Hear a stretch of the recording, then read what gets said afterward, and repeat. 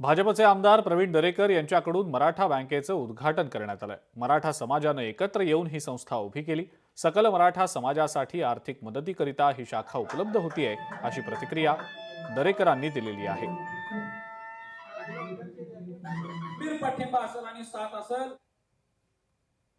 ज्या वेळेला या संस्थेचं नेतृत्व राजेश येरुणकर यांच्याकडे सभासदांनी त्या ठिकाणी दिलं आणि त्यावेळेला नवीन संचालक मंडळ येऊन प्रगतीची चर्चा माझ्याकडे केली आणि त्यांना जो मी रोडमॅप दिला त्यातनं आज प्रगतीचं पहिलं पाऊल त्यांचं या ठिकाणी पडतंय।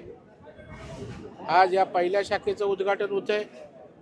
पुढच्या आठवड्यामध्ये पोलादपूर रायगड जिल्ह्यामध्ये दुसऱ्या शाखेचं उद्घाटन होईल आणि अशा प्रकारे शाखांचा विस्तार करत गरिबांसाठी सर्वसामान्यांसाठी आर्थिक मदतीचा हात या ठिकाणी या संस्थेच्या माध्यमातून या ठिकाणी येणाऱ्या काळात निश्चित होईल। लोकशाही मराठी ऐका, पहा, जागरूक रहा।